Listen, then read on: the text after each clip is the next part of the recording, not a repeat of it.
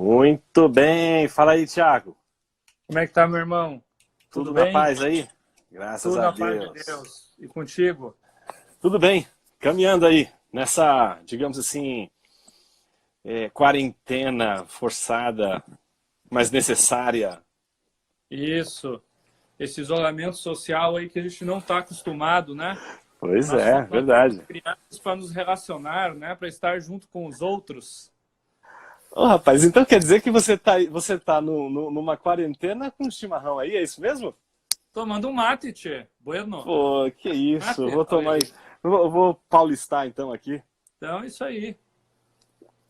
Olha aí, saúde. Tem que até roncar, ó. Ó.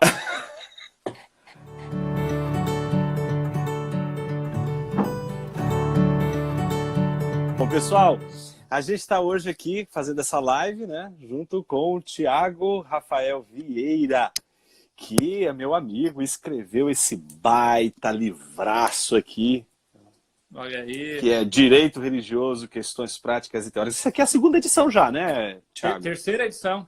Terceira edição? E Terceira já teve edição. acréscimo já, não teve? Daquela É, primeira que eu li? sim, na terceira edição, nós acrescentamos a história da relação da igreja com o Estado. Desde do período socrático, passando ali por Papa Gelásio I, passando por Carlos Magno, falamos um pouquinho de Inocêncio VIII, de Bonifácio III, um pouquinho da Reforma Protestante. Então, como ao longo da história nós tivemos a criação da laicidade como ela se dá hoje, né? Então, esse capítulo é um capítulo novo que só tem na terceira edição. Legal, eu tenho então já a terceira edição. Isso aí. Muito bom, muito bom. E aí, hoje a gente vai conversar, né? Isso aí. Vamos falar um pouquinho aí de dignidade humana, de direitos humanos, nesse momento aí, né, Jonas, que de alguma forma parece que algumas liberdades nossas, parece não, algumas liberdades nossas estão sendo restringidas, então pode, não pode, e nada melhor do que a filosofia para nos responder isso, né? Esses dias um amigo estava comentando, né? Poxa, mas o fulano aquele sabe de tudo ele dá palpite.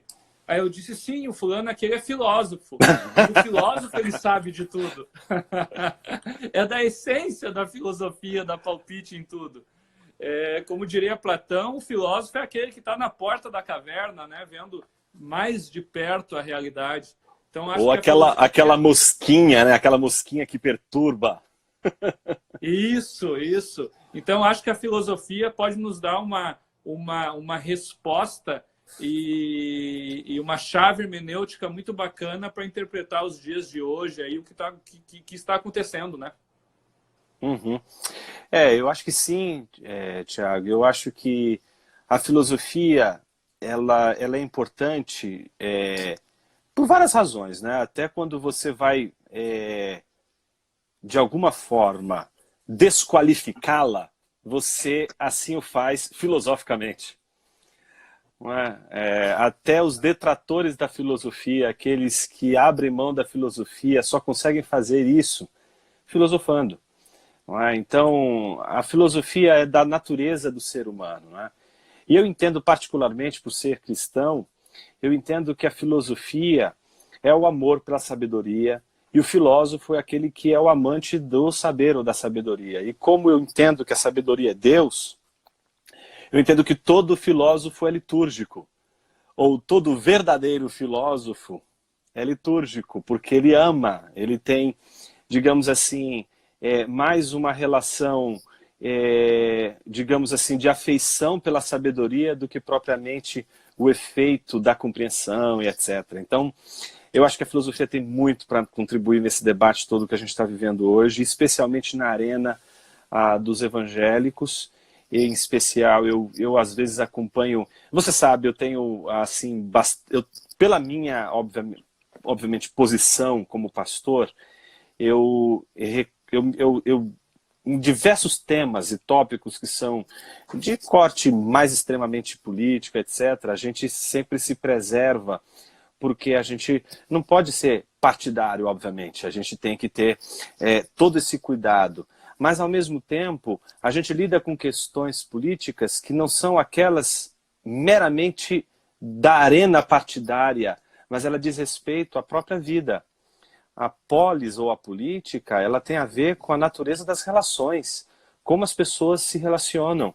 E desde as origens, assim, se a gente pudesse pensar daquilo que se tornou, principalmente na modernidade, como a reflexão sobre o Estado moderno, etc., a discussão gira em torno de como a gente lida com essa violência que Karl Jaspers chama de questão insolúvel da existência humana e que nos coloca, nos precipita na luta de todos contra todos.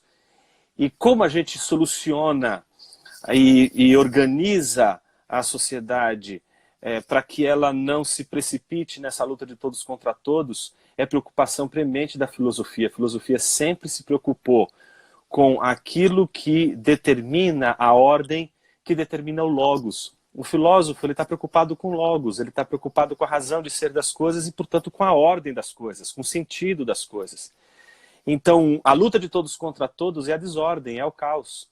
Por isso que a preocupação em torno da organização social é uma preocupação central na filosofia.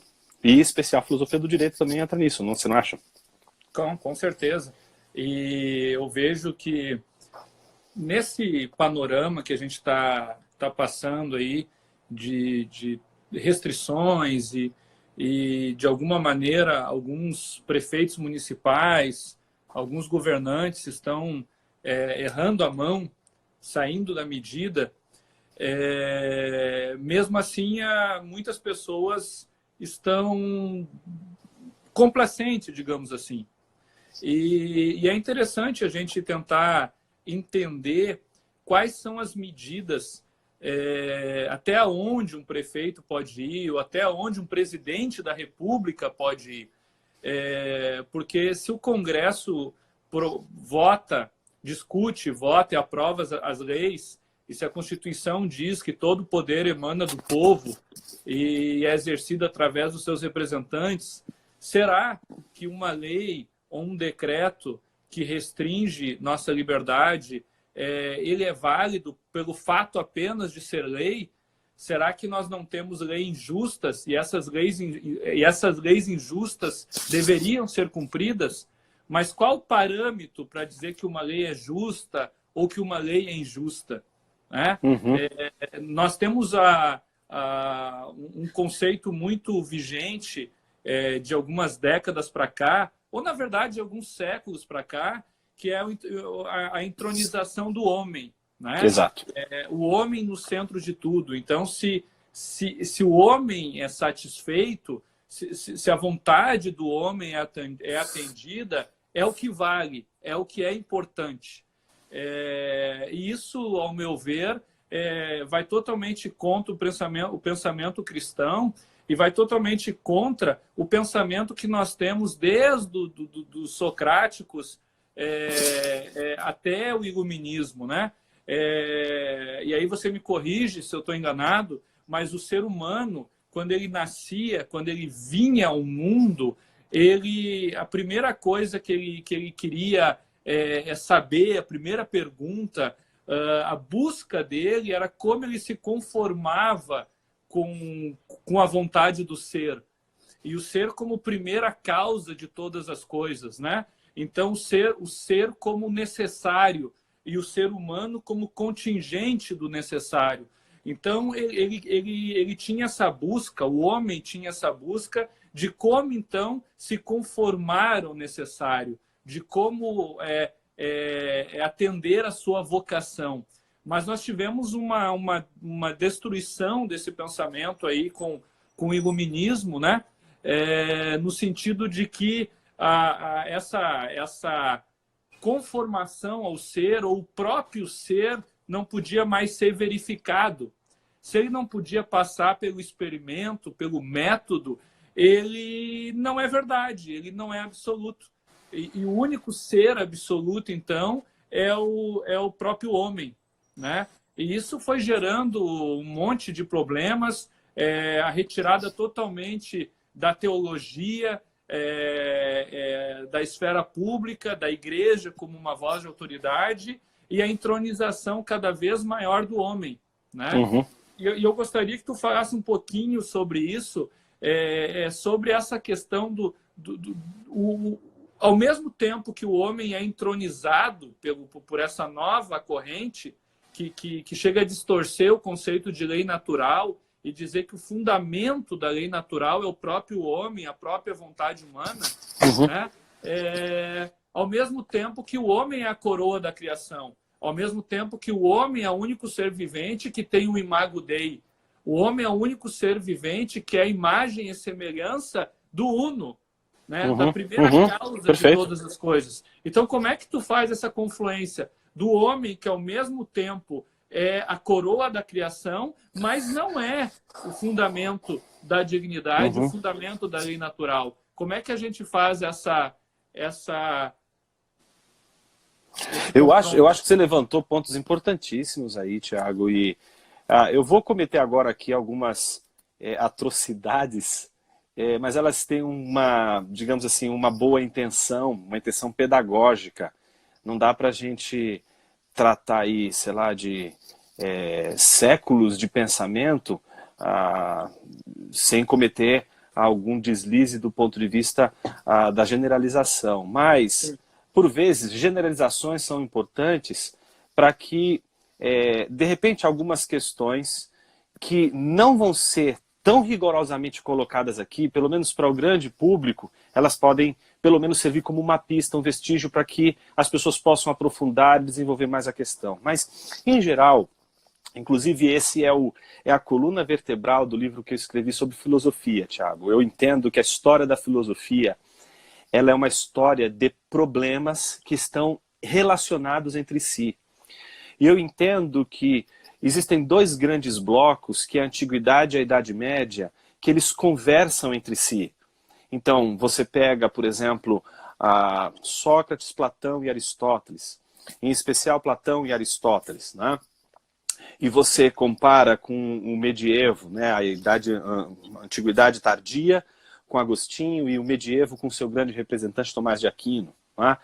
Então você tem aí, de um lado, a Antiguidade representada por Platão e Aristóteles, e o medievo representado por Agostinho e Tomás de Aquino. Agostinho, de alguma forma, prestando alguma reverência a Platão, em especial ao neoplatonismo, uma herança platônica, e do outro lado, Tomás de Aquino, que reflete essa herança aristotélica por conta, obviamente, do trabalho excepcional que Alberto Magno, que era o orientador de Tomás de Aquino, fez ao trazer para a cristandade as ideias aristotélicas para o universo, digamos assim, teológico. Então você tem aí, Antiguidade e Idade Média, 4 pensadores que eu acabei de citar. Veja, Platão, Aristóteles, Agostinho e Tomás de Aquino. Os 4, se você colocar os 4 para sentarem à mesa e para conversarem, como a gente está fazendo aqui, os 4 provavelmente não vão concordar sobre muitos pontos. Eles vão ter vários aspectos de discordância, de pensamentos divergentes, mas, Tiago, os 4 vão concordar em um determinado ponto.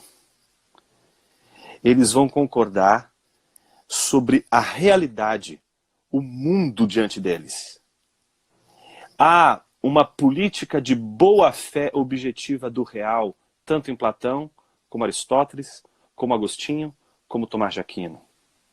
Ou seja, o que eu estou dizendo é que esses 4 pensadores estão falando do mundo partindo de uma espécie de confiança no real. Isso pode soar estranho para quem, por exemplo, interpreta modernamente Platão e Agostinho, entendendo Platão e Agostinho como dualistas no sentido cartesiano, o que é um erro extremamente, digamos assim, categorial em relação a esses dois pensadores. A gente não pode transformá-los no dualismo cartesiano moderno, uma vez que eles entendem que há uma distinção entre matéria e forma, entre aquilo que é o real e aquilo que é o ideal, mas o que nenhum deles estão dispostos a abrir mão é de que o ser é aquilo do qual eles entendem que precisa ser dito, conhecido e apreendido. Ou seja, em outras palavras, Tiago,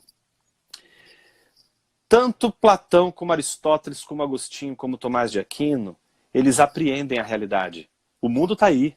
E eles simplesmente apreendem essa realidade. Com a modernidade em diante, há uma virada nessa maneira de se relacionar com o mundo. Essa virada, que é uma virada cartesiana, basicamente, não é? Ela tira o foco desse universo do conhecimento centrado no mundo. Ou seja, as coisas têm um sentido, tá entendendo? E para a filosofia do direito, Tiago, isso é maravilhoso, porque de onde vem a questão do valor, a questão da axiologia, a questão da hierarquia dos valores? Toda a teoria do valor, ela passa pela discussão se as coisas possuem valor em si mesmas ou não. Então, imagine que para todos eles, as coisas em si possuem logos, tudo tem o seu logos, a logoi por todo mundo. E o que cabe ao ser humano? A apreensão dessas racionalidades, a apreensão desses significados, a apreensão do sentido que nos rodeia.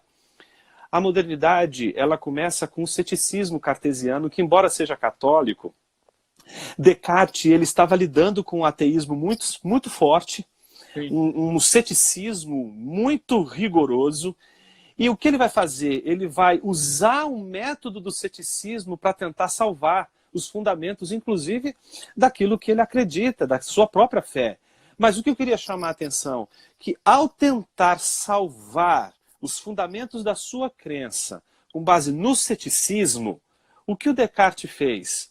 Descartes nada mais nada menos fez do que tentar salvar usando o método cético, o método da suspensão do juízo, o método que diz o seguinte: olha, se os sentidos nos enganam, como é que a gente pode apreender o significado do mundo? Então, o foco deixa de ser o mundo a ser conhecido e o foco passa a ser o sujeito que conhece. Então, da discussão...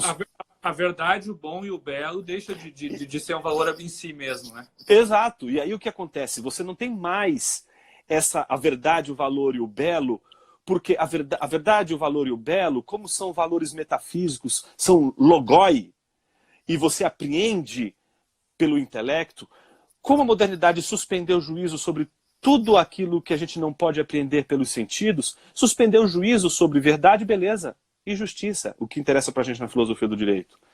Então, quando você vê o arco de reflexão que começa com Descartes, passa por Hume e se conclui ali em Kant, com a crítica da razão pura, o arco de reflexão que vai de Descartes até Kant é um arco de concretização de um ceticismo com relação a tudo aquilo que não podemos apreender dentro das formas categoriais de apreensão da realidade, que é espaço e tempo. Se eu não posso apreender dentro do espaço e tempo, eu não posso conhecer. Se eu não posso conhecer as coisas que estão para além do espaço e do tempo, eu só posso conhecer as coisas que estão dentro do tempo e do espaço. Então, disciplinas como direito, teologia, psicologia, sociologia, todas as humanidades, elas são colocadas em xeque. Daí a sua observação ser muito precisa. O que a modernidade, de alguma forma, colocou como um problema para nós é o ceticismo com relação à realidade. Então, eu gosto de pensar assim, Tiago, não sei se você concorda comigo. É como se a gente tivesse sempre uma discussão entre duas visões de mundo muito, muito sólidas. Uma que eu vou chamar aqui de realismo e a outra que eu vou chamar de idealismo. O realismo, pensa, Agostinho, Tomás de Aquino e lá atrás, Sócrates, Platão e Aristóteles.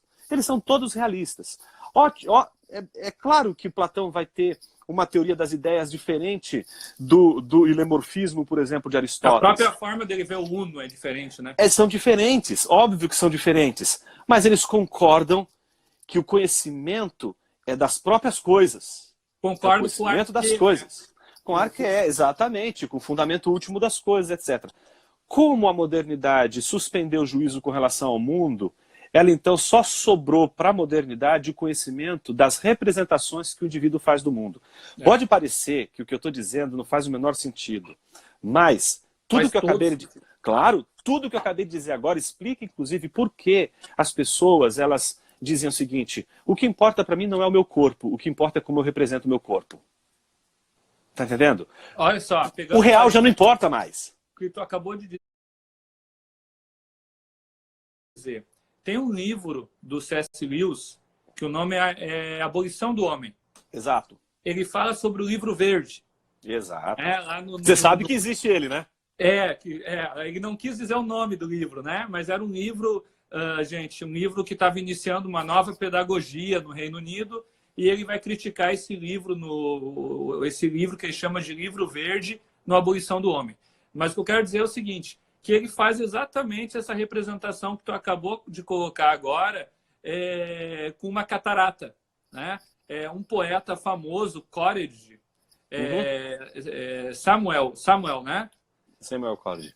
Samuel Coleridge, ele está olhando uma cachoeira na Escócia, vendo uma cachoeira, se deslumbrando pela beleza dessa cachoeira, e tem duas pessoas ao lado dele. Uma pessoa diz que cachoeira maravilhosa, linda, e a outra imediatamente diz o seguinte: essa cachoeira é mais ou menos.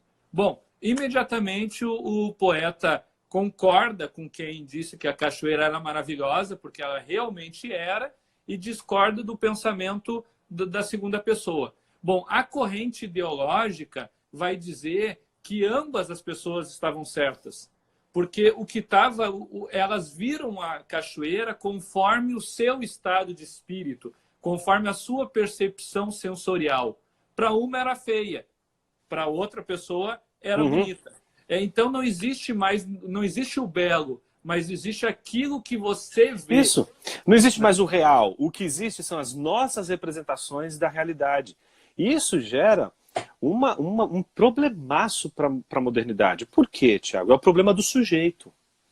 Alguns filósofos chamam esse problema de solipsismo. Por que solipsismo? Porque se o que dá unidade para o conhecimento, para Platão, Aristóteles, Agostinho e Tomás de Aquino, é o real, o mundo real, por exemplo, eu e você estamos diante de uma maçã vermelha. Por que nós podemos dizer que esta maçã é vermelha? Porque eu e você apreendemos o sentido que está presente na própria maçã. Então, há uma ideia, há uma forma na maçã, e o nosso intelecto tem a capacidade de apreender essa forma separada da matéria por meio da imaginação, por exemplo, por meio da apreensão da realidade, que faz com que a gente, pela alma, produza uma imagem, e dessa imagem a gente capte a ideia, o sentido que está ali, a forma que está presente na maçã. Então, entende? Há uma captação da realidade. Então, por que a gente pode falar da maçã, desta maçã? Porque eu e você estamos apreendendo a mesma forma que está presente nessa maçã. Só que com a modernidade, essa ideia da substância, essa noção de substância, essência das coisas, essência para o moderno, o que é uma essência para o moderno? A essência da maçã eu posso aprender pelos meus sentidos?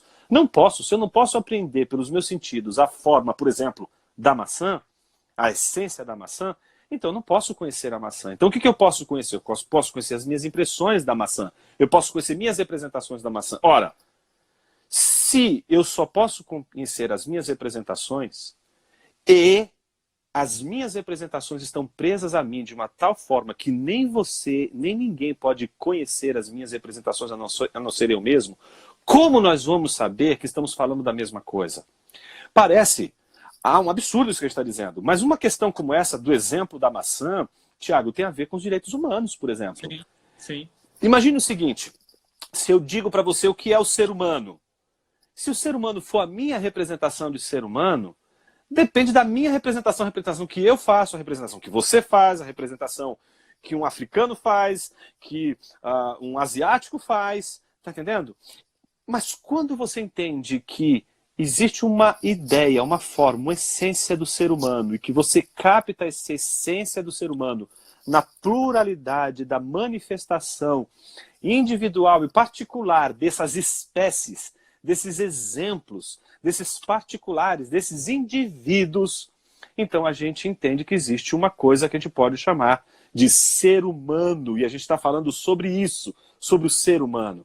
Mas a modernidade o que fez? Fez uma pergunta para mim, para você e para todos os que vivem hoje.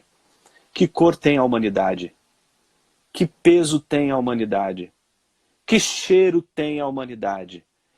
A humanidade, ela é feita, ela tem que tamanho? Quais são as categorias espaço-temporais que a gente pode aplicar na análise da humanidade? Não temos, porque a humanidade o que é? Um conceito, uma ideia. Como a modernidade... Pode seguir. E aí acaba virando exatamente o que o Kant fala, né? Que uma pessoa não está sujeito às leis a não ser aquela que ela mesma prescreve. Ou então que uma união de pessoas prescreve. Né? Então Exato. Você acaba fazendo criando uma realidade por eleição. Sim, né? Sim, com certeza. E ela é arbitrária. É. Porque ela não tem fundamento em ré. Ela não tem fundamento na coisa. Ela tem fundamento no sujeito que representa. Mas eu te faço uma pergunta. Por que Kant nunca falou em sujeitos transcendentais, por exemplo? Por que não existe o sujeito transcendental no plural? Por que Descartes não falou no eu no plural, mas usou sempre, não é, o eu no singular? Por que o cogito ergo sum? Por que o ergo? Por que essa singularização do sujeito? Porque a virada da unidade do conhecimento na modernidade está dada no sujeito e não mais na coisa. Isso significa que não temos mais a tarefa de descrever o mundo.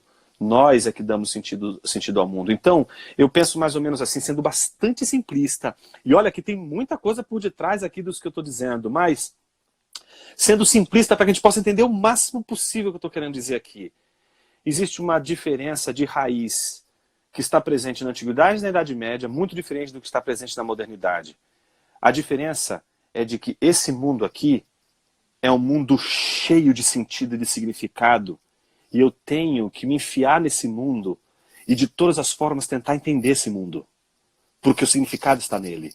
A modernidade, ao suspender o juízo sobre o sentido que estaria presente nas próprias coisas e dizer, não conhecemos as próprias coisas, mas apenas a manifestação dessas próprias coisas, aquilo que Kant vai fazer em termos de distinção do número e do fenômeno, como a gente só conhece a manifestação das coisas, a gente não conhece as próprias coisas, a gente suspende o juízo sobre as próprias coisas e a gente só vai afirmar o nosso conhecimento sobre as nossas representações.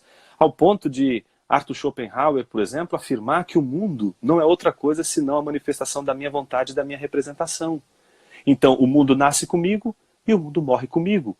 Então, as pessoas habitam nos mundos representados por elas. E aí o que acontece? Essa grande virada transforma o mundo agora no mundo oco, um mundo sem recheio, sem sentido, sem logos. E o sujeito agora tem uma grande tarefa, que não é mais aprender o sentido, mas é ele agora dar sentido. Ele tem que preencher o significado desse mundo vazio de sentido que a modernidade nos legou. Eu acho, Thiago, que tem duas imagens que me parecem ser muito significativas para isso. Uma é a do Lusíadas, do Camões, né? Camões descreve, não é, o seu herói como alguém que quer descobrir o mundo. E ele faz isso num determinado momento dos Lusíadas, num dos seus cantos em que ele faz um louvor à máquina do mundo. Então, o que acontece com o herói? O herói, diante da máquina do mundo, ele fica curioso diante daquele mistério, ele quer descobrir, ele está encantado pelo sentido do mundo. Nós sofremos um desencantamento. E esse herói dos Lusíadas, esse herói de Camões, se tornou aquele mineiro descrito por Carlos Drummond de Andrade, no poema que ele dedicou a essa passagem dos Lusíadas, que ele chamou de A Máquina do Mundo, que corre mais ou menos assim, né? Estando eu andando pela estrada pedregosa de Minas, quando de repente apareceu diante de mim aquela coisa que eu não sabia explicar e era a máquina do mundo que se oferecia a mim. Mas eu, laço, incurioso, desdenhei a coisa ofertada, que miudamente se desfez e foi embora, enquanto eu persegui o meu caminho por aquela estrada pedregosa de Minas, tentando imaginar o que foi que eu perdi com aquela coisa que passou por perto de mim. Então, essa ideia de um mundo que perdeu o significado é a ideia do mundo que a gente vive hoje. E que faz com que agora o sujeito seja ele responsável pela significação do mundo. Isso joga a gente numa discussão, numa batalha, numa luta de todos contra todos, que não é mais a luta mediada pelas espadas, a luta mediada pelos canhões, mas é a luta mediada pelas visões de mundo. Por visões de mundo que disputam digamos assim, pelas esferas de domínio de uma sociedade. E aí a gente não tem mais universal. E se não tem mais universal, o que acontece? E isso cria o que nós chamamos de multiculturalismo, né? Exato.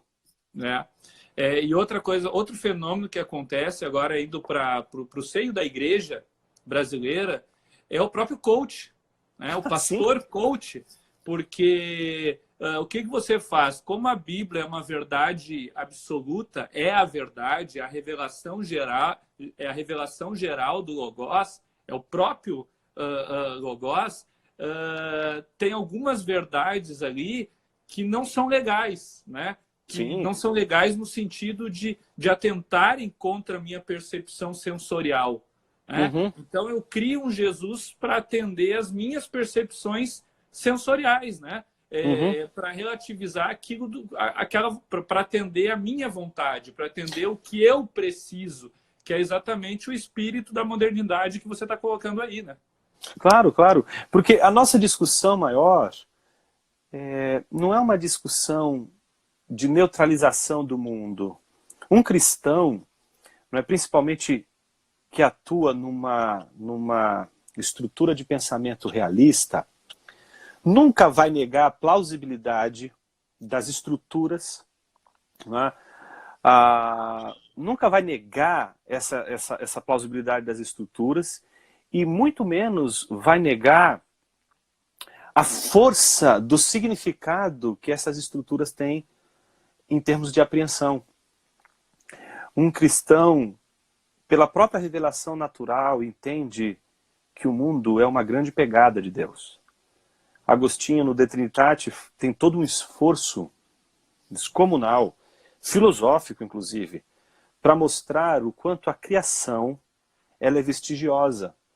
Ela é vestigiosa porque, diferente do princípio de causalidade, você tem a causa e o efeito não precisa necessariamente carregar intencionalidades e pessoalidades, porque a causa não precisa ser sequer pessoal, ela pode ser um motor, ela pode ser o primeiro motor imóvel, por exemplo, impessoal e sem nenhuma característica de intencionalidade.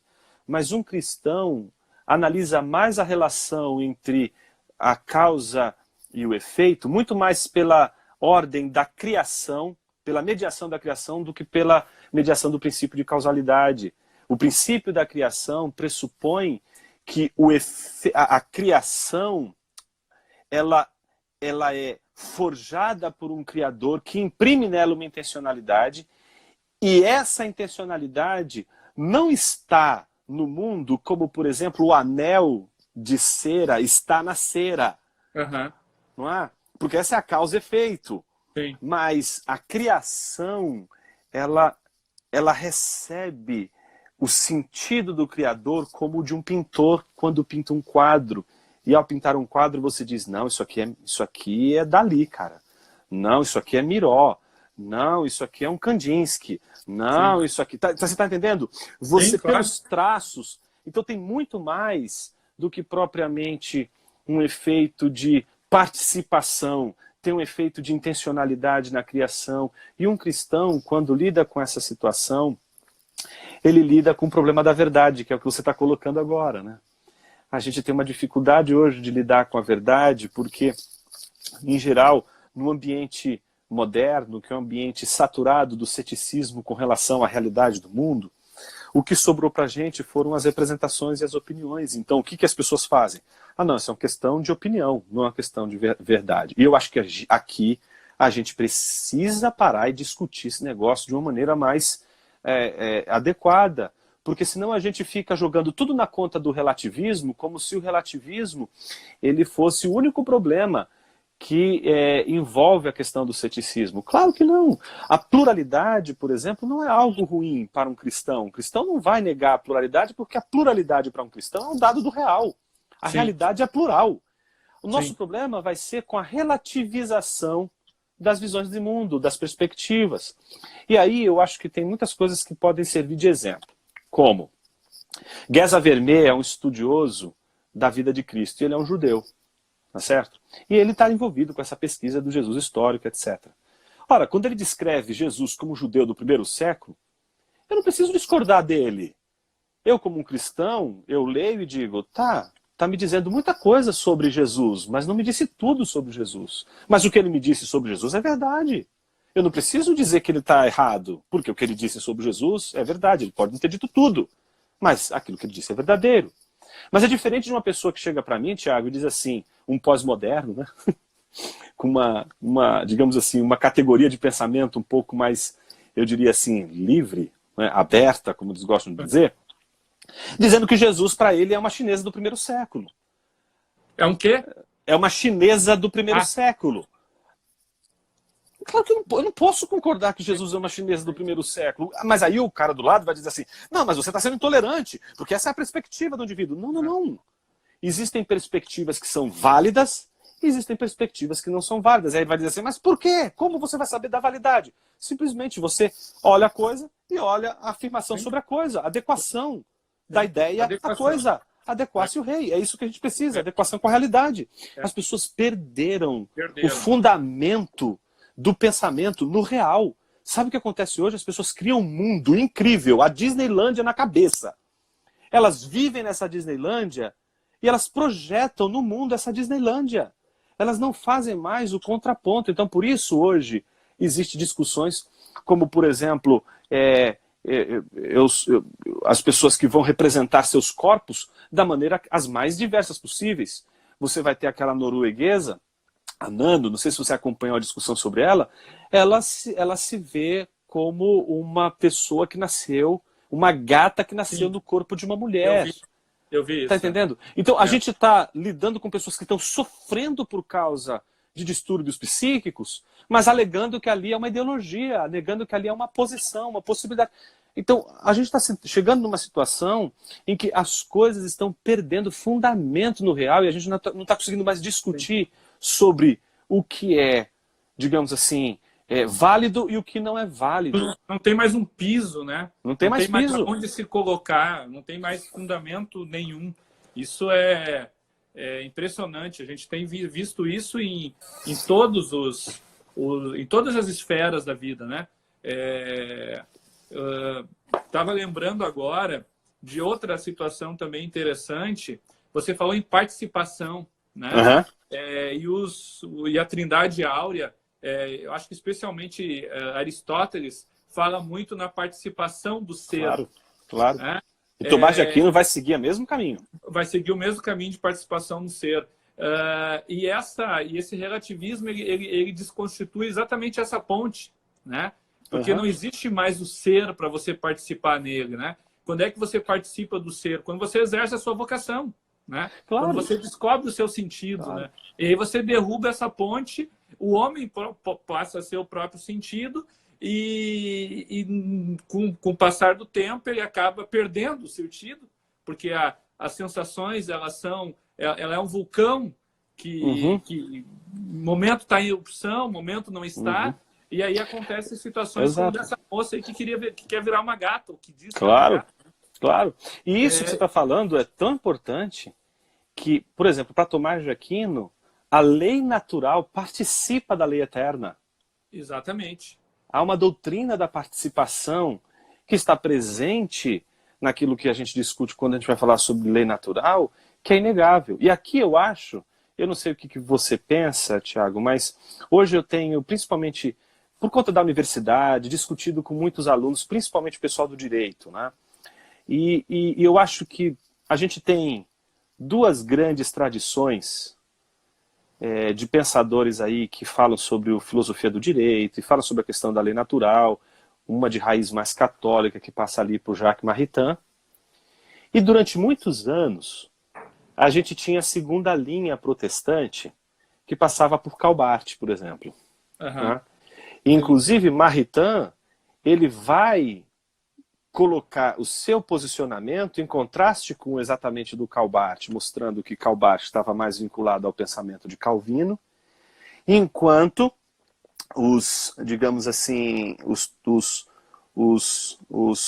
seguidores aqui do Maritain estão mais ligados ao pensamento tomista, ao pensamento de Tomás de Aquino. Uhum. Só que a gente vive hoje um contexto muito diferente do Maritain, e no contexto brasileiro, Calbart, ele não tem tanta expressão hoje como tem no meio, eu digo, em especial meio protestante, em especial meio reformado, a figura, por exemplo, do Doiverd, Hermann Doiverd, que é um filósofo importante, que tem uma carreira aí na área do direito importantíssima, e que apresenta um aporte muito distinto do Calbart, muito distinto. Ele está muito mais vinculado à herança do Bavinck, à herança do Kuyper, né, dessa turma dos neocalvinistas holandeses, do que o próprio Barth, justamente numa questão que o Maritain criticou bastante o Calbart, que era a herança ainda do Barth, muito presa à ideia de dois reinos, a ideia de um dualismo, que cai naquilo que o Eric Voegelin vai acusar de gnosticismo, o Hans Jonas também vai acusar, nesses termos Calbart, de gnosticismo, exatamente por conta dessa distinção, dessa duplex veritas, como vai dizer lá Lutero, né, vai defender Lutero. Mas do outro lado, a gente vai ver os neocalvinistas que vão quebrar esse dualismo e vão oferecer uma outra alternativa em comparação com digamos assim, a proposta do Maritain acerca da discussão da unidade do pensamento, né? Às vezes eu fico pensando se não há uma discussão a ser feita sobre o próprio Doiverd quando ele abraça, parece que a crítica a Kant, a tudo isso que a gente está falando aqui, não é? Mas fazendo um movimento muito semelhante ao do Descartes. Então, assim como Descartes, para criticar e refutar os argumentos ateístas e céticos, ele usa o método cético, parece que a mesma coisa vai acontecer com Doiverd com relação a Kant. Ele vai dizer que Kant não aplicou o método crítico dele a ele mesmo. Então, o próprio Doiverd vai usar, não é, o criticismo transcendental para o próprio Kant, para afirmar que o sujeito do Kant, o sujeito transcendental, também merece ser objeto de crítica, precisa ser criticado do ponto de vista aí conceitual filosófico. E nisso eu acho que muitos dos nossos estudantes de direito embarcam nessa ideia do Doiverd e deixam escapar pelos dedos o fato de que, embora se resolva a crítica do sujeito como autônomo, se deixou escapar pelos dedos o fato de que essa crítica da autonomia do sujeito é pautada ainda no ceticismo. Sim, sim. Então, a grande discussão hoje, que é a que me interessa, e eu não tenho ainda eu diria para você, uma resposta contundente sobre isso, é o meu problema, e eu queria até te ouvir um pouco sobre isso, sobre como você lida, você que é do direito, né? Está envolvido não só com a filosofia do direito, mas com a prática também do direito. Você tem as duas coisas aí o tempo todo. Está produzindo textos, está produzindo pensamento e ao mesmo tempo está envolvido com o direito. Como você lida com essa questão do criticismo de um lado, o ceticismo ainda presente num viés, digamos assim, de corte mais protestante, e esse viés mais pautado no realismo, né, digamos assim, integralista aí do Maritain e dessa turma toda? Como você tem aplicado isso? Eu tenho pelo menos a tendência a seguir o pensamento de Maritain. Eu acho que o Maritain ele vai muito bem quando ele escreve sobre dignidade humana, quando ele escreve sobre o homem, o Estado.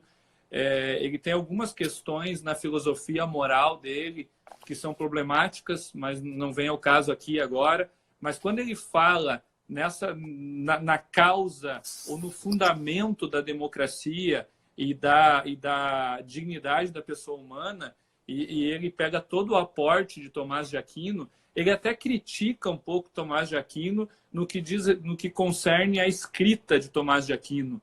Né? Ele diz que Tomás de Aquino escrevia de forma que muitas pessoas não entendiam e por isso a mensagem dele não foi tão longe como poderia ter ido, né? Isso que ele está criticando o grande Tomás de Aquino, né? Imagina se Tomás de Aquino escrevesse fácil, aí os nossos problemas estavam todos resolvidos, né? Mas eu vejo que o Maritain ele faz o seguinte, né?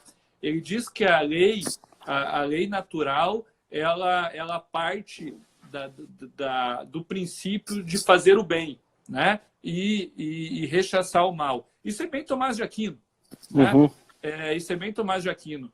E ele diz, o Maritain diz, inclusive o Maritain cita um exemplo muito interessante, não sei se o pessoal sabe, mas o Maritain foi um dos filósofos que participou do anteprojeto da Declaração Universal dos Direitos do Homem, né?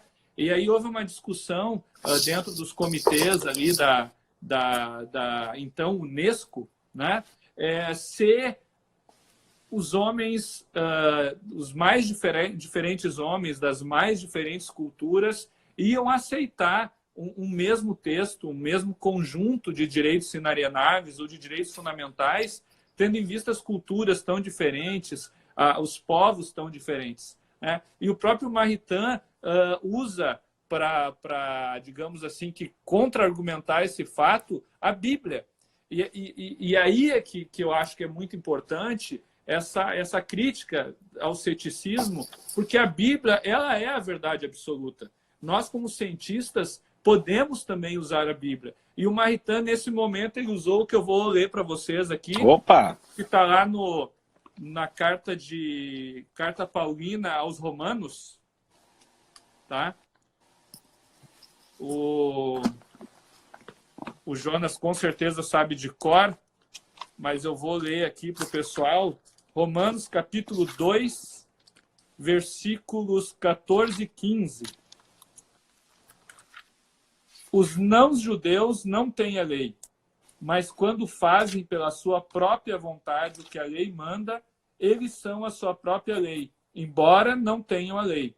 Eles mostram pela sua maneira de agir que tem a lei escrita no seu coração, né? Então, o Maritain, ele lembra isso e diz que a lei natural, os princípios da lei natural, eles estão no coração do homem, de todos os homens, não importa a cultura, não importa a nação. E ele manda, então, esse comitê de juristas, mandam cartas, então, para os grandes líderes mundiais, apenas 10 não foram signatários, que é ali o pessoal da janela 1040, Afeganistão, sim, faz sentido. Paquistão, mas só 10 nações não assinaram a carta. E todos eles concordaram com o rol de direitos alienáveis, que é um rol que parte do Decálogo. Que parte do Decálogo, direito à propriedade, que são os direitos naturais, né? Legal. Então, o que ele diz? O que Jacques Maritain diz? E agora eu vou ler Jacques Maritain aqui, O Homem e o Estado. Essa obra esse é um clássico. Já mexi tanto nela que ela está toda despedaçada aí. Coitada. Mas olha só o que ele diz, ó. E aqui ele diz isso para explicar o porquê que o direito natural vai sendo apreendido durante o tempo, ao longo dos séculos. Olha o que ele diz. Só quando o evangelho tiver penetrado as próprias profundezas da substância humana é que a lei natural aparecerá em sua flor e em sua perfeição. Então, por isso nós tínhamos tempo que a escravidão era um consenso. Aí alguém pode dizer, tá, mas isso não era contra a lei natural, não violava a lei natural, não violava a dignidade do homem. Naquela época, o homem ainda não tinha essa consciência moral. E com o passar do tempo, essa consciência moral, a partir do evangelho, foi então florescendo a ponto das pessoas entenderem. Não, peraí, escravidão atenta contra a dignidade da pessoa humana. E qual é o fundamento da dignidade da pessoa humana? É o próprio ser. E quem é o ser? É a Trindade. É Deus Pai, Deus Filho e Deus Espírito Santo. Por quê? Porque ele criou o homem à sua imagem e à sua semelhança, né? E em razão disso, o homem tem escrito primeiramente no seu coração a lei natural, e não importa onde ele esteja essa lei natural que não é escrita. Ela está no coração do ser humano, né? E aí é interessante também colocar que não é em razão disso que a lei vai ser boa, porque muitas vezes a lei contraria, a lei escrita, a lei positiva, contraria a própria lei natural sem o governante saber. Que foi o caso que eu acabei de falar da escravidão. E o Tomás de Aquino fala isso lá na Suma Teológica, sim, na questão 95. Primeira parte da segunda, que é 90. A primeira parte da segunda. Parte da segunda. Eu vou ler aqui para vocês, ó. Deixa eu ver aqui, ó. Artigo 2º. Se toda lei feita pelos homens é derivada da lei natural. Terceira objeção. A lei da natureza é a mesma para todos, pois no dizer do filósofo, justo natural tem em toda parte o mesmo vigor. Ora, se as leis humanas derivassem da lei natural, também haveriam de ser as mesmas para todos. Evidentemente, isso é falso, porque os princípios gerais da lei da natureza não podem ser aplicados a todo do mesmo modo, por causa da múltipla variedade das coisas humanas. E daí provém a diversidade das leis positivas dos diversos povos. Marquês de Condorcet vai dizer o seguinte: as leis, se a gente descobrir a lei boa, essa lei boa vai ser aplicada para todo mundo. Então, todos vão vão aprender as leis boas e elas podem ser aplicadas para todos. Isso é falso. Isso é falso porque a lei positiva, ela, primeiro, ela tem o seu fundamento na lei natural, mas muitas vezes a consciência moral daquele povo ainda não sabe, não apreendeu, como tu disse antes, o real.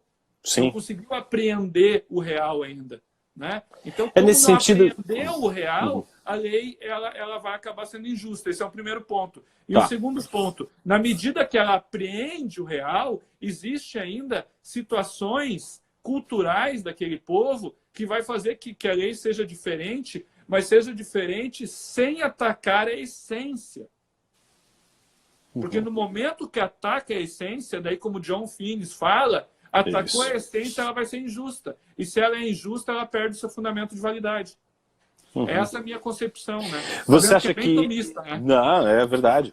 Mas você acha que isso está nessa discussão em torno da influência, digamos assim, estatal com relação à obrigação das igrejas fecharem as suas portas e tal? Pois é. Aí o que eu digo, né?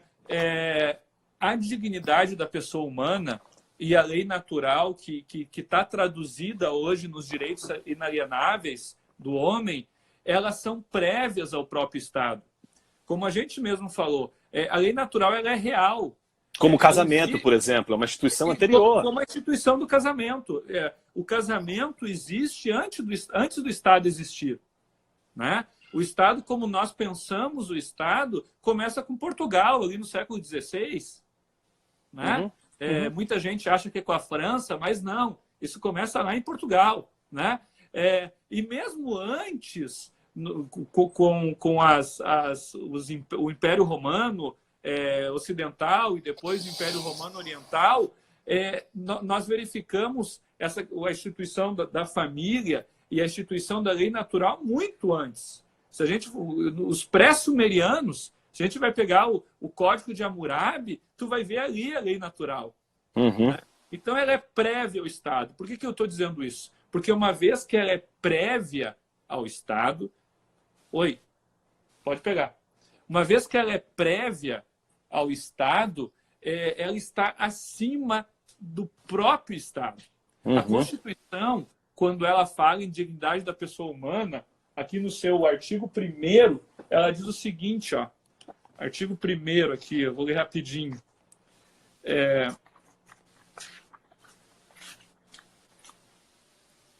A República Federativa do Brasil tem como fundamentos, inciso 3º, a dignidade da pessoa humana. Então, o fundamento da própria República Brasileira é a dignidade da pessoa humana. Então, quando nós temos templos sendo fechados hoje, existe uma restrição da liberdade de culto, que é, digamos assim, que a exteriorização da liberdade religiosa ou a última fase da liberdade religiosa, mas não é a essência da liberdade religiosa, nós temos essa restrição. Por quê? Porque as liberdades, na verdade, eu entendo que não existe uma restrição, porque as liberdades, Jonas, elas existem para servir a dignidade da pessoa humana. Então, a liberdade de culto está servindo a dignidade da pessoa humana quando ela está dizendo, olha, o culto vai ser online. Nós não vamos ter culto neste momento porque eu existo para servir a dignidade da pessoa humana, que é o motor das liberdades. E que tem o seu fundamento na causa primeira, que é o próprio Deus.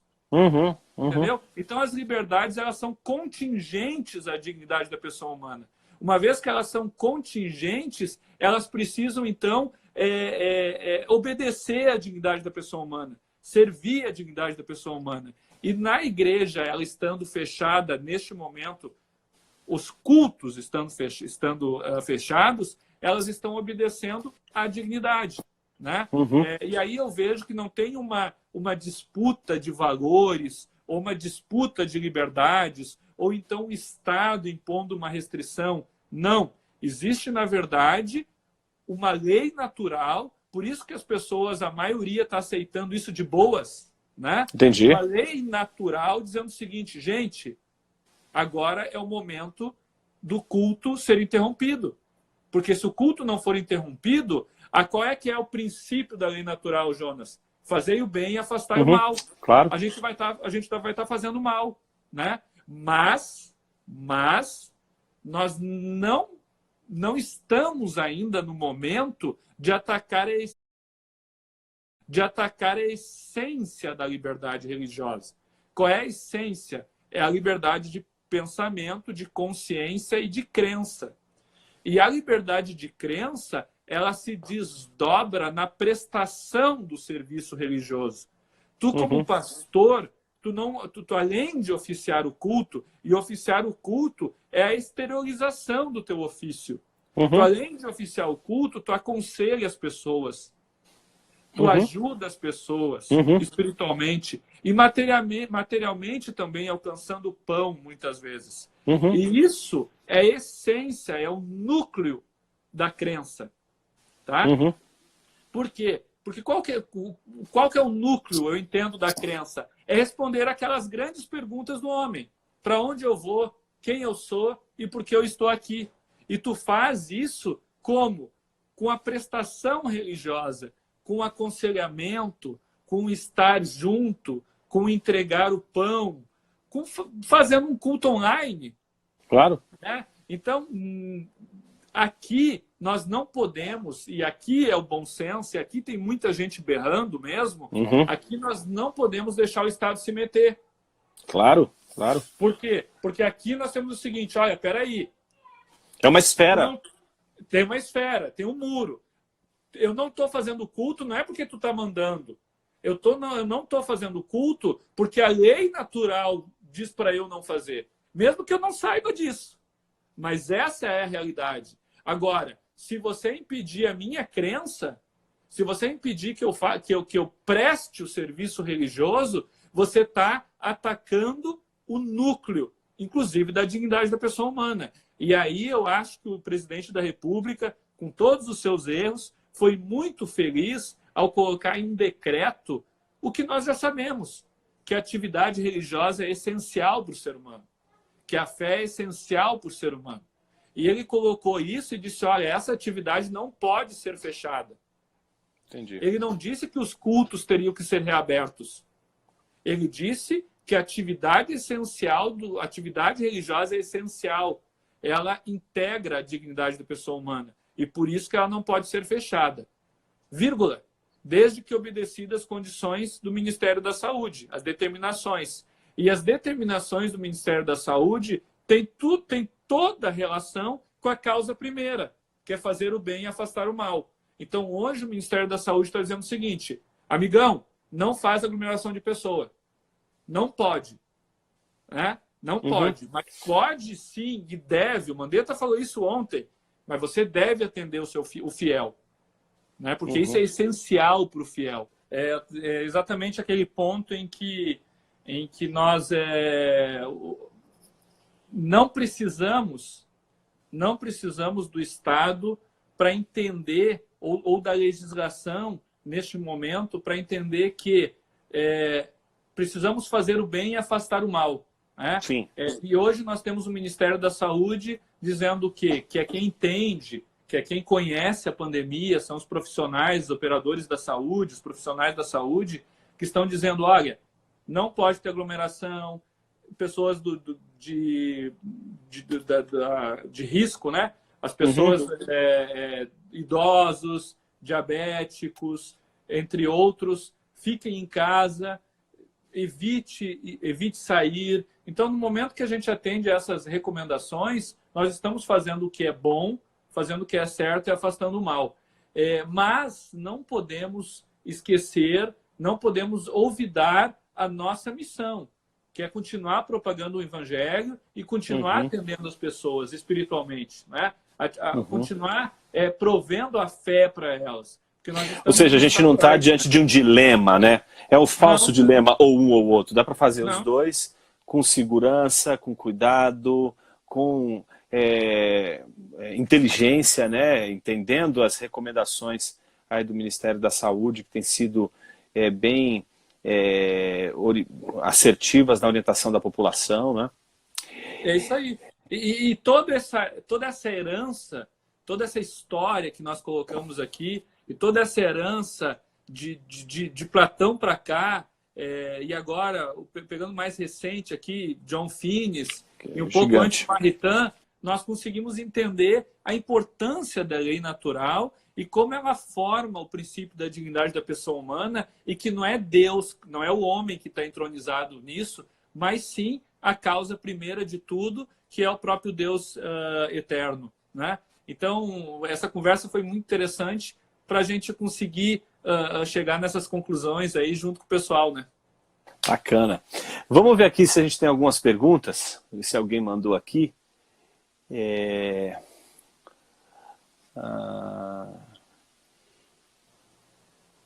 Eu não consigo ler a pergunta inteira aqui. Você consegue, Tiago? Diz assim, ó, aqui na nossa família temos a missão de logar para as pessoas, para orarmos e animarmos. Eu acho que está dentro do que você falou, né? Acho que está dentro do que você falou, né? Da ideia de que a igreja, ela, de alguma forma, ela acaba encontrando um meio de prestar esse serviço e não deixar de fazê-lo, né? Inclusive, isso é um direito constitucional também, que está previsto no artigo 5º, inciso 7º da Constituição, né? Inclusive para o segregado, inclusive para aquela pessoa que está presa. Ela tem esse direito de receber a fé, de tão importante que ela é, né? Pergunta do Hugo Fagundes: o pensamento pós-moderno deve ser combatido? Eu não acho que ele... Eu acho muito forte, acho que talvez até porque ele colocou aí, né, as aspas, né? Acho que abranda um pouco, né? O combatido aí.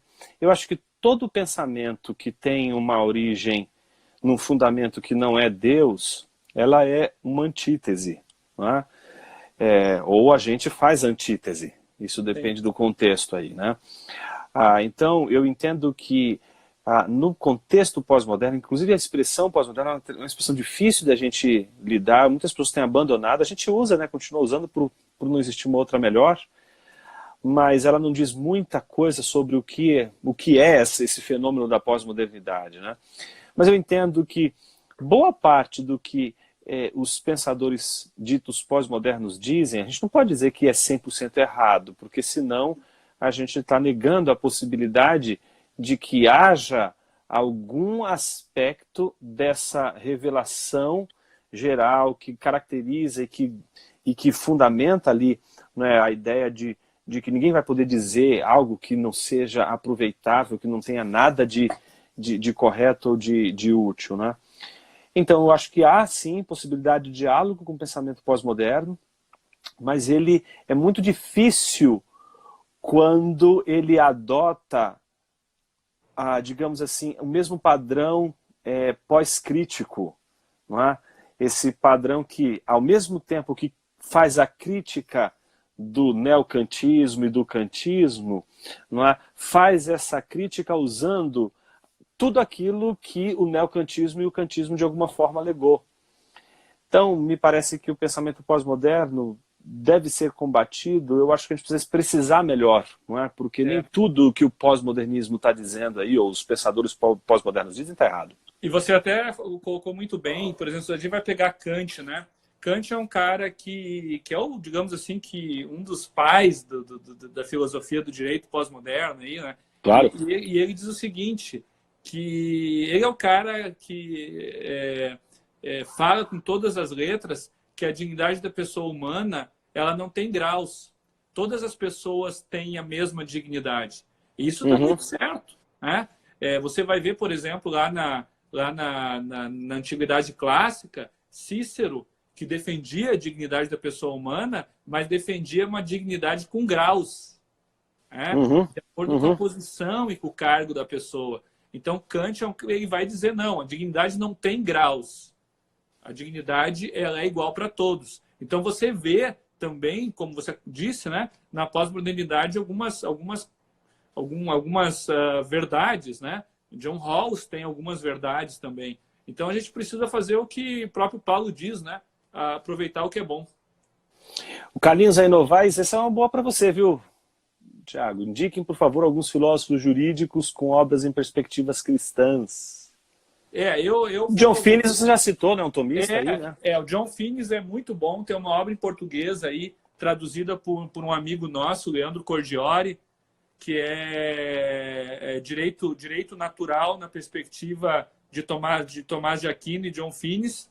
É um livrinho verde, tá? Que é muito bom. Esse cara aqui, eu gosto muito dele, né? Que é o Jacques Maritain. É um livro muito bom. Inclusive, Jonas, nesse livro aqui, nessa obra, que existe, que dá fundamento para o Estado laico brasileiro. Né? O Estado laico colaborativo brasileiro é influenciado pelo pensamento desta obra. Tá?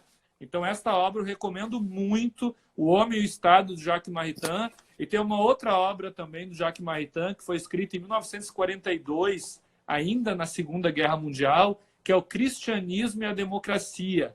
Tá? É uma obra muito interessante e também um pouco mais antiga, mas não tem como não lembrar dele, que é Althusius, né?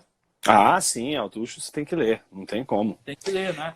Tem eu não sei se você já viu, mas eu li esse livro no ano passado, quando eu tive a oportunidade de lecionar o pessoal do direito. É o livro do Taylor, publicado pela Monergismo, chama-se A Nova Ordem Legal à Luz da Filosofia Cristã do Direito. É um livro bem interessante. Obra aí, mas não consegui ler ainda. Ela é bem interessante, ela problematiza, para a gente ver aí, duas perspectivas da tradição cristã, né? De um lado, a tradição de Maritain, do outro lado, a tradição aí dos neocalvinistas holandeses, né? Ele está dentro dessa tradição aí do Doivre. Acho que lê os textos do Doivre, tem muito texto do Doivre sobre filosofia do direito. Abraham Kuyper tem muita coisa, né? Estado e Soberania do Estado e Soberania, por exemplo, tem publicado em português pela Vida Nova. O Estado de Soberania tem que ter cuidado ali, porque ele critica bastante Tomás de Aquino. Isso faz parte mesmo do itinerário do Doivre, né? Mas um passarinho me disse aí, um passarinho bem sério aí, né, dentro dos doiverdianos, que no final da vida ele reconheceu ali boa parte da contribuição dos escolásticos, né? E eu acho que faz sentido hoje essa discussão, pelo menos estreitar entre neocalvinistas e neotomistas, digamos assim, não é? Por conta, digamos assim, da caducidade do ceticismo diante dos enfrentamentos. Nós falamos, né? Exato. E aí, na hora da luta de todos contra todos, essa filosofia cética relativista, baseada no representacionismo, não é? Ela não traz muitas soluções. Primeiro porque ela não consegue dar para a gente, no ambiente da pluralidade, por exemplo, elementos de restrição a visões de mundo totalitaristas, por exemplo. Elas relativizam todas as visões de mundo, e ao relativizar todas as visões de mundo, todas as visões de mundo são válidas, né? E aí você não tem como restringir visões de mundo que, por exemplo, sejam em si contrárias à pluralidade de visões de mundo. Sim. Outra obra aí, gente, outro autor que é um irmão nosso lá do Ceará, Glauco Magalhães Barreiro Neto. Ele tem várias obras aí sobre direito natural, muito legal. E a última obra que eu vou indicar para vocês é do conselheiro aí do IBDR, nosso irmão, que é o Marcos Bueira. O Marcos Bueira tem uma obra Marcos que Bueira, é gente boa. Escola de Salamanca e a Fundação Constitucional do Brasil. É uma obra belíssima do Bueira, né? E o Bueira é junto com o Jonas aí, dos grandes gênios do Brasil. Legal. Pergunta aí que chegou agora Deus é a lógica suprema do universo? Essa Gordon Clark adorou essa. Se estivesse vivo agora, ele ia aplaudir.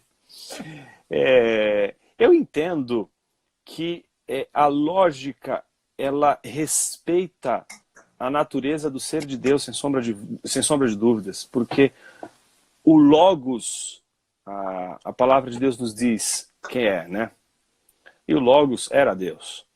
Então não tem como a gente remover de Deus todo o princípio de racionalidade, de razão suficiente de tudo que existe no mundo. Então, sem sombra de dúvidas, eu concordo em certa medida, desde que a gente não reduza Deus à lógica, desde que a gente não entenda que a lógica, ela é, digamos assim... De certa forma, Leibniz tentou fazer isso, né? Exato, que eu entendo a lógica como um órgano, eu estou dentro ainda da tradição clássica que entende a lógica como órgano e não como ciência. Sim, sim. Não é? Então, como instrumento de ciência e de sabedoria, né? E então, nesses termos, eu entendo que as perguntas, como você falou, do Leibniz, né? Deus não pode criar uma pedra tão grande que ele não possa carregar, Deus não pode fazer um quadrado redondo, Deus não pode fazer uma circunferência cujos raios não sejam equidistantes do centro. Esses problemas todos que ele levanta lá... Eu até tenho essa obra aqui que ele faz. Sim.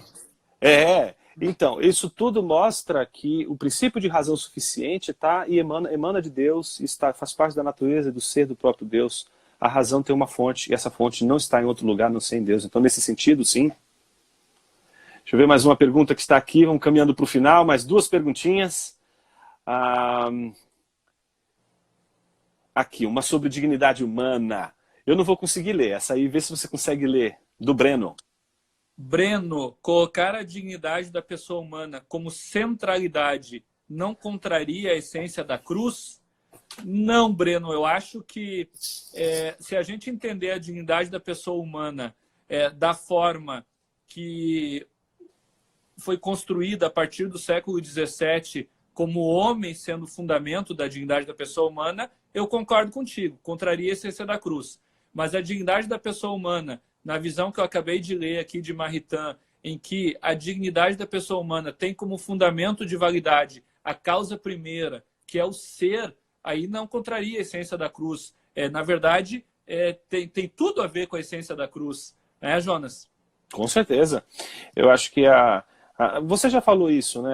Quando você citou a doutrina da Imago Dei. Não é?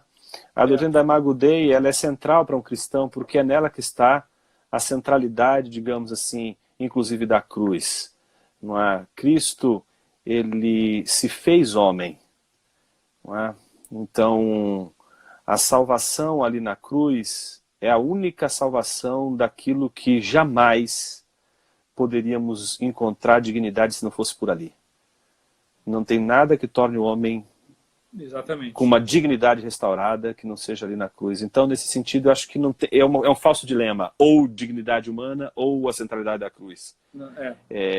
Nesses termos, a gente entende que tudo que o homem faz na verdade, uma destruição dessa dignidade como um ímpeto, como aquilo que o Jaspers disse quando a gente está falando do início, né? Uma violência insolúvel que está dentro dele, que faz ele destruir tudo que está à sua volta e destruir a si mesmo. Né? Então, acho que não dá para a gente trabalhar aí num dilema ou um ou outro. Né? Isso me lembra até que o corpo é o templo do espírito, né? Uhum. E eu acho que até a própria natureza da encarnação do Verbo mostra o quanto está em jogo ali a dignidade do ser humano criado à imagem de Deus. A dignidade do ser humano não é em si, mas é em relação a. Em relação a. Em participação do. exato. Uma última pergunta aí, para a gente concluir.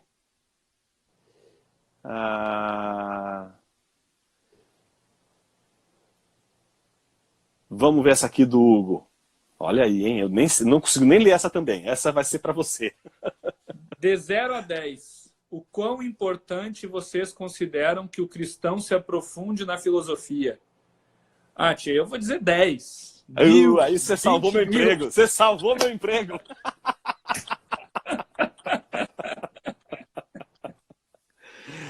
Rapaz, eu entendo que o cristão, ele... É aí que eu acho, Tiago, que a nossa discussão é proveitosa. Porque quando Maritain, ele bateu de frente com Calbart, ele bateu de frente com uma tradição antifilosófica. Uma tradição que fazia uma leitura muito negativa da filosofia.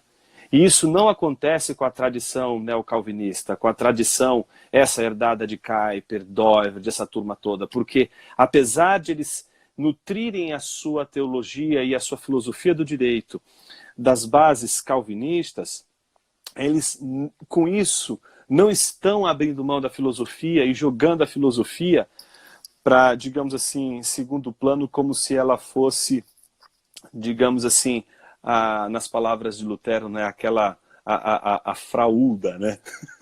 Sim, sim.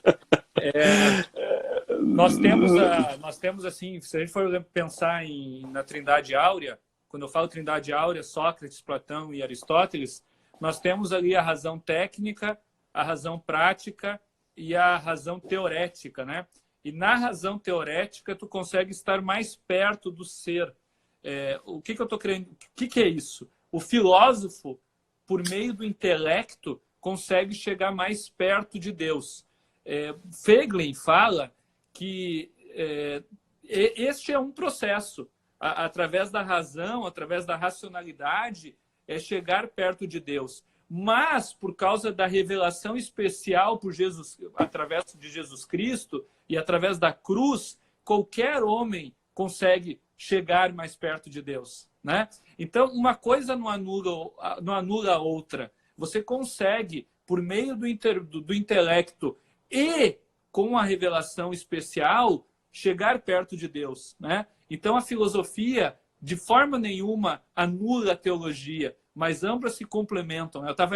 Por acaso, eu estava lendo isso ontem em Feiglin, né? Quando Feiglin comenta sobre Tomás de Aquino. Nossa, sem sombra de dúvida. Eu acho que a filosofia ela é extremamente importante. O cristão que se dedica a ela vai produzir muitos frutos. Tá certo? Inclusive, Thiago, tu toca um pouco nisso no Inteligência Humilhada, né? É verdade. Isso aí a gente trabalha lá no Inteligência Humilhada. Né? O cristão ele não pode abrir mão da sua tarefa de pensar. Né?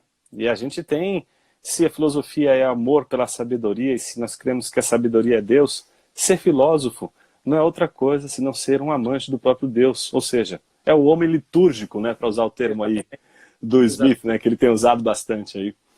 Tiago, foi muito bom a conversa hoje, hein? Muito bom, cara. Muito joia. Precisa fazer mais vezes aí. 1h30, tia. Meu irmão, obrigado aí pela oportunidade de fazer essa live contigo. E vamos fazer mais vezes aí. Obrigado a todo mundo também. Quem quiser me seguir aí, quem quiser me seguir, o meu perfil é TR_Vieira. O livro aí, o Jonas já fez a propaganda. Nós temos também um curso de Direito Religioso aí. Quem quiser se inscrever no curso, só entrar no site direitoreligioso.com.br. Obrigado, pessoal. Muito bom, muito Obrigado, bom. Jonas. Valeu, Thiago. Até mais. Valeu. Tchau, tchau. Tchau, tchau, pessoal. Um abração.